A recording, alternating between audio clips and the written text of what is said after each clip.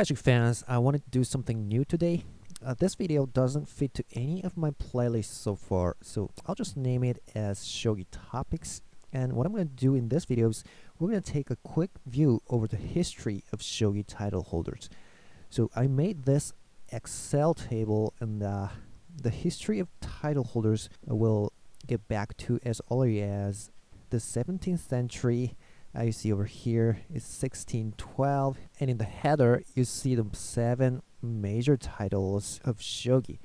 But in the beginning there was only Meijin title, of course. So we're gonna look at the history from the 17th century to all the way to the present, the 20th and the 21st century, where you can see those names Oyama, Habu, and so on. So let's take a look at the first Meijin. Now, 17th, 18th, and the 19th century Japan is a period called Edo era, in which the monarch Tokugawa family reigned over the country. The first monarch Ieyasu Tokugawa loved Ego and Shogi. You know, Ego is another popular game as Shogi in Japan. So the monarch had sort of a facility, should I say an institution, anyway, sort of places for these games, Ego and Shogi, and assigned the masters of the games to be the head of those places. And at the beginning, a family of Ego master, Hon Inbo family, was also responsible for Shogi institution too, but actually this one, the first one, Soukei Ohashi, was much better than Hon Inbo family. So finally, Ohashi became the head of Shogi, and we now define him as the first Meijin of Shogi. The oldest game record, Kifu, we can find today was played by him, Soukei Ohashi and Sansa Hon Inbo, in 1607, in which Ohashi won, by the way. Alright, now in these years, once one becomes Meijin, he'll remain as Meijin for the rest of his life.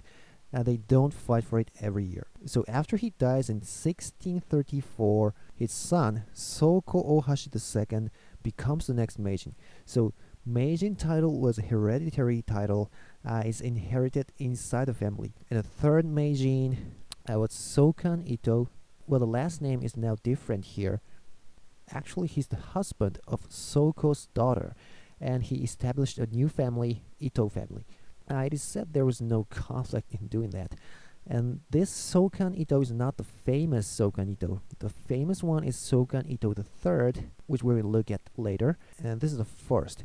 Okay, now during the years when Sokan was Meijin, Ohashi family declined and was about to be extinct. But Sokan Ito let his son, adopted by Ohashi family, and saved them. So that's him, the fourth Meijin, Soukei Ohashi V. Okay, the fifth Meijin, So-in Ito II, wasn't originally in these families. He was adopted by Ito family and became the fifth Meijin.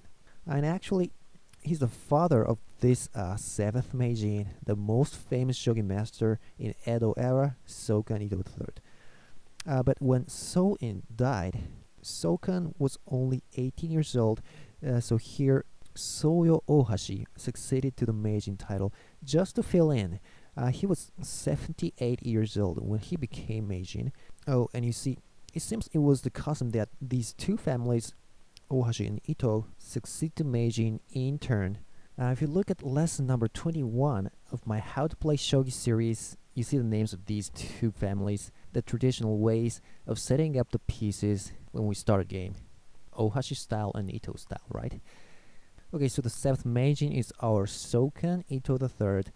He's very famous for being the composer of excellent 100 Maid Problems, Shogi Musou, and his younger brother Kanjo Ito is also a genius. He made Shogi Zuko. Now after that, Meijin title was absent for 27 years, and then Soukei Ohashi IX became the 8th Meijin, and 9th Soei Ohashi VI. He was adopted by another family when he was a kid, but returned to Ohashi's family since he was very good at shogi. Okay, and 10th is Sokan Ito VI. Well, the title gets absent from time to time now because the Tokugawa government was declining these years, and so were these families. Now, Tokugawa lost its sovereignty in 1867, and the new period, Meiji period, starts. After that, 11th Meijin, Soin Ito the 8th succeeds to Meijin. But these Ito and Ohashi families had become weaker these years, and Shogi rather gets more popular in the populace, and the people from the populace were becoming stronger. And actually, they had some kind of conflicts. So in 1900, Gohei Ono, who is not from these families, becomes the 12th Meijin, and this is when the family system of Shogi ends. After he dies,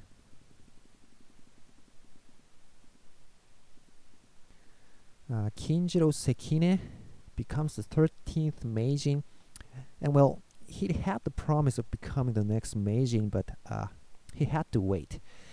You know, Ono lived really long as 90 years old, and Sekine couldn't succeed to the Meijin before he gets too old, and that made Sekine make this decision. He decided to end this succeeding system of Meijin, and he changed it to an annual championship system, and he stepped out of his Meijin rank himself. So this is when Meijin title match starts. So in 1937, Yoshio Kimura won the first Meijin title match. And from this row on, in the common field of this Excel, I have the name of the loser of the title match. In other words, the second best player in that year. Alright, now after that, the second Meijin title match was played in 1940. Kimura takes it again, and then in 1942 takes it, and in 1944, the fourth time Meijin title match, there was no challenger according to the rule system at the time. In a fifth term, no challenger again. Actually, the title match was interrupted by World War II. So here you see Kimura has held the title for 5 terms in total, which is a condition of getting this honorary title, what we call Eternal Meijin. So here Kimura becomes an Eternal Meijin, and in this case we call him as the 14th Eternal Meijin. You see, because he's actually the 14th Meijin, right? It's 12, 13, and 14. So he becomes the 14th Meijin, but then in 1947, Masao Tsukada takes the title. He defends that title again against Yasuharu Oyama. You know this name, right? Okay, then after that, Kimura gets the title again, defends that again in 1950 from Oyama. And in this year, look at this, duo title match starts. But actually, at this stage, the name of the title wasn't duo yet. The name of the title was Ninth Dan League. So actually, it's not duo. And the first Ninth Dan League title was taken by Oyama. Okay, in the next year, here Osho title match starts, and Kimura gets that. Alright, now in 1952, look at here, Yasuharu Oyama takes the Meijin for the first time from Kimura. And you're gonna see another big name here, Kozo Masuda, who is a permanent rival to Oyama, gets Osho title. Okay, in the next year, 1953, actually, Oza tournament starts, but actually at that time, it wasn't a title yet. It was just some kind of a minor championship league. So let's not count it as title. And well, if we get back to Meijin, look at this. Oyama gets the Meijin 5 terms in a row. So, thus, he becomes the 15th Eternal Meijin. But after that, in the next year, 1957, Kozo Masuda gets Meijin for the first time from Oyama. And actually, he got these 2 titles. And look at this. The challenger here was Oyama. So he beat Oyama in 3 title matches, and he got all the titles. Really cool. But after that, here in 1959, Oyama gets all the title again. Really good. And I colored the name of Oyama by blue, so you can see from here all the table gets so blue.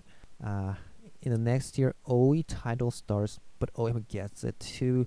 So he keeps getting all the titles. In 1962, he takes the Kisei title as well.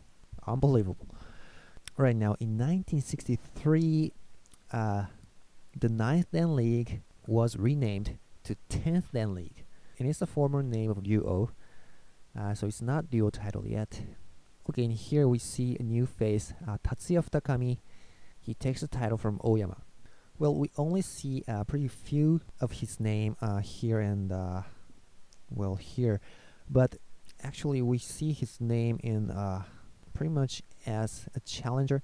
As you see here, you see his name pretty much. See here. So he's a very good player, and actually he's the teacher of Yoshiharu Habu. Alright. Now, but here in the next year, Oyama gets the title from Futakami again, keeps holding all the 5 titles. Oh, and by the way, in these years, Kisei title match was played twice a year. So in other words, one term was only half a year, so I only filled in the last name of the title holders here because you often see 2 names in one cell. That means Oyama got the first term and Futakami got the second term. And if you only see one name in it, it means he got both the terms in that year. Okay, now in 1968, look at here, you see this new name, Hifumi Kato. Well, you can see his name in the challenger field before this, but this is the first time we see it as a title holder. And on the right side, look at here, here's Makoto Nakahara. He gets the Kisei title. And well, he's one of our best players today, and I colored him with red. And you can see the color gets from blue to red around these years. Really interesting. And this one is Kunio Naito. He's a very good player too. You see names pretty often. You see here. Oh, and I forgot to tell, some cells are colored by light yellow. This means one of the games in that title match was actually covered in one of my famous shogi games video. So if you go back a little, here's one too, Oyama versus Hanamura. This is where you see Oyama's brilliant bishop drop to 1b. So if you haven't seen it, you should check it out. So here, this is a really famous title match played between Oyama and Masuda. We see Masuda's excellent silver drop to 3e. It's a really famous move. Okay, now in 1972, finally Nakahara gets the title, Meijin title from Oyama. And from here, look at the color of this table. It gets really red.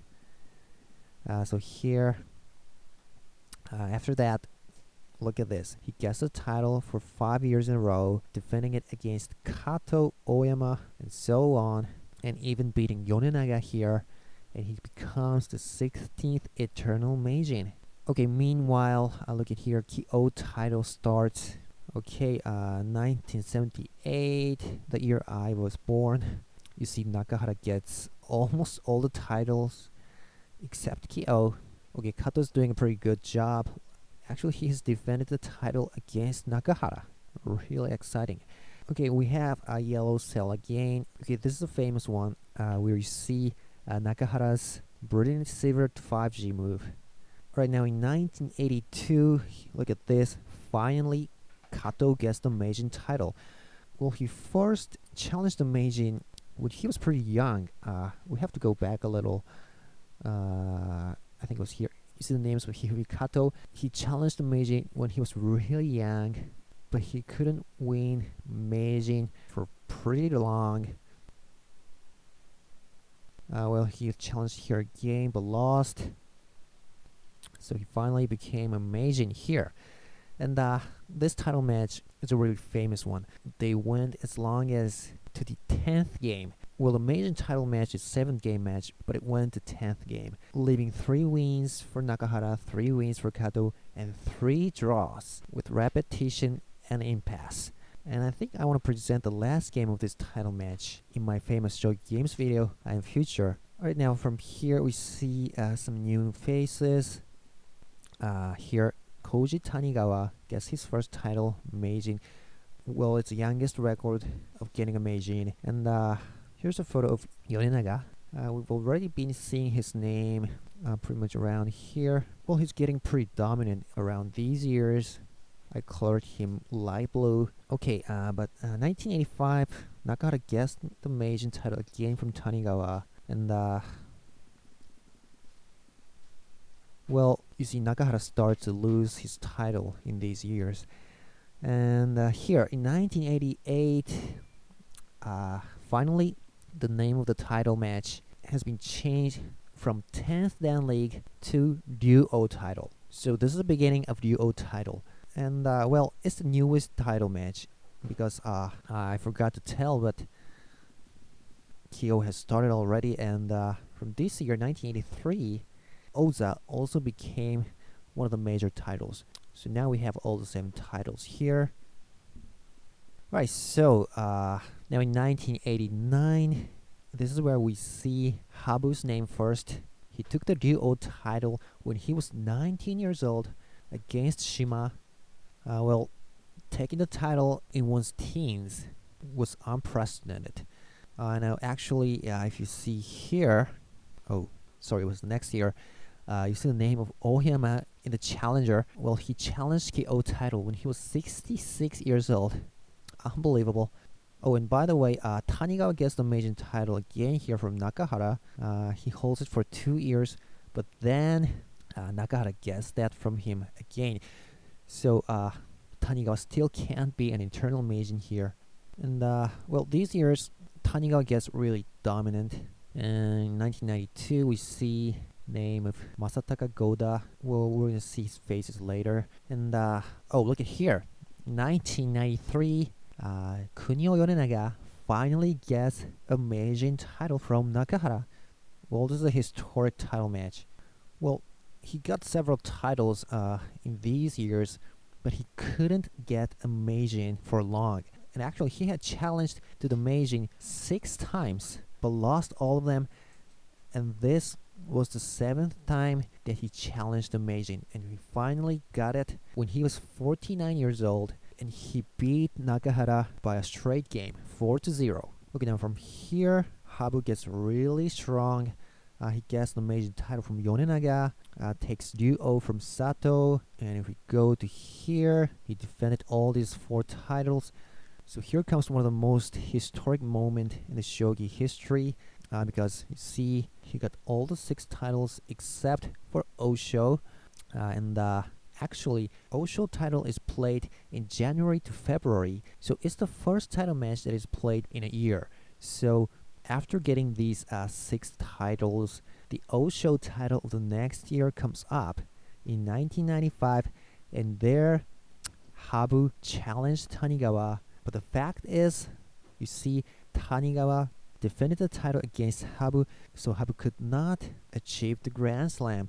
And we thought this kind of chance will never happen again, but actually it wasn't the end of the story. Now it gets more dramatic because in 1995, you see Habu defended all the other 6 major titles again, and he became the challenger for Osho title again in the next year here, and he finally beat Tanigawa.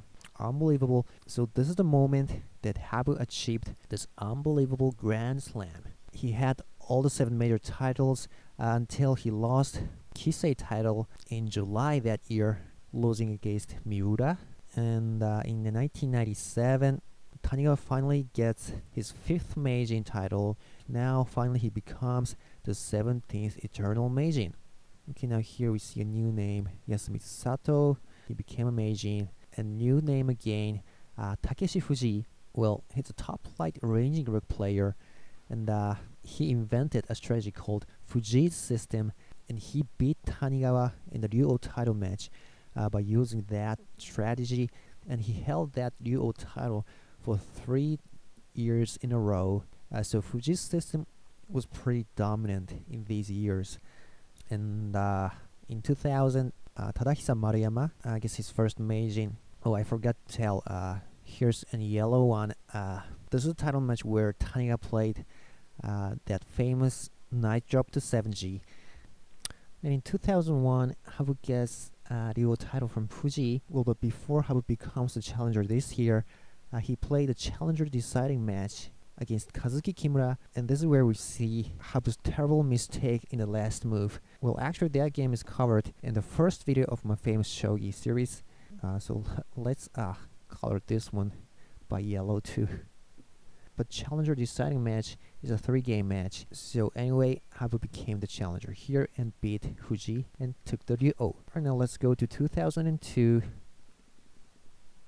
Okay, here's Toshiyuki Moriuchi. Well, he's a really good player, but he couldn't take the title for some reason, but finally took the Meijin. And this is where we see Maruyama's terrible mistake in the last move, which is also covered in one of my videos. And well, you see, in these years, Habu's name gets a little bit less dominant. He only has 3 titles. And actually, in 2003, it was the year of Moriuchi and Habu. Habu took the Meijin from Moriuchi, but Moriuchi took the Ryo from Habu. The next year too, Moriuchi gets the title again from Habu, and defends also title against Habu. And well, here too, we can't see the common field. Here, Moriuchi challenges Oza here too. And well, in the meantime, we see this new face, Akira Watanabe, and well, he's really young. He took this title when he was 20 years old. Actually, he challenged one of the title in the previous year. I think it was Oza. Yeah, but he lost against Habu. Well, but Habu had a pretty hard time defending title against Watanabe. Well, it was a full set game. And well, for Habu, Oza title is a really important title for him, because you know what, if we go back a little, look at this. Habu's been holding the Oza title for really long, from 1992, and you see it goes all the way to the present. Look at this, unbelievable. Okay, anyway, let's go back to Ryo title. So here's Watanabe. Well, he's the only top 5 player in his 20s. You see, most of the other players around here are in their 30s. Well, as for the Meijin, the next year, Habu challenged Moriuchi again, but he beats Habu. And this is where you see Moriuchi's brilliant gold 4H, which is covered in one of my videos. And he keeps getting the title in the following years. So here, okay, finally, he becomes the 18th Eternal Meijin. And in the meantime, Watanabe keeps defending the Ryo title. He beats Kimura, beats Sato again, and actually he beat Habu in the last year. As you might already know, it's covered in one of my videos, right? So he became the first Eternal Ryo. Really excellent. Okay, so if we talk about 2008, look at here, Habu gets the Meijin title. And this is the 5th time that he gets the Meijin. 1, 2, 3 here, and 4 and 5. So now he finally becomes the 19th Eternal Meijin. Well, it's a little interesting that he couldn't become an Eternal Meijin until last year. He's been really strong from earlier. Well, actually, the year 2008 was a year for Habu. Habu's titles got fewer in 2003 and 4. But he becomes dominant again here, because you see, because Habu has 4 titles in this year, defending Osho, and you see, even taking the Kisei title from Sato, who's been holding that for 5 years. Oh, sorry, 6 years in a row. And we covered that one in my videos, right? I mean, these 2 yellow colors are covered by Umeda-san's real-time web commentary. And besides getting these 4 titles, Habu challenged all other 3 titles, Ki-O, Oi, and Ryu-O.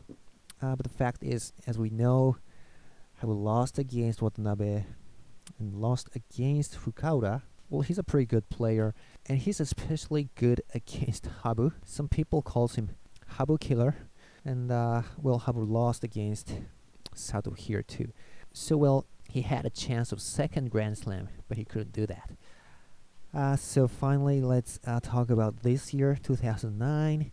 Well, Yoshiharu Habu has just defended the Meijin title against Goda. This week is a pretty recent topic, and well, he defended the Osho title against Fukuda. So Habu's killer didn't work here, and well, a new face here. Kubo has got the Kyo title from Sato, and Habu is holding the Oza title for 17 years, as I've said. And right now, today, 27th of June, the third game of Kisei title match is played between Yoshiharu Habu and Kazuki Kimura. Well, actually, I'm watching the game in real time now. You can see it on the web here. This is what is happening as I speak. Well, it seems it's Yagura opening, Kimura's black, and white is Habu. Well, this knight to 7 seat seems pretty new. Okay, and the winning count is 1-1. I think it'll go as far as the 5th game. Okay, so that's it. So we've seen all this long history of shogi title holders. Hope it's been a help for you. So take care and see you next time. Goodbye.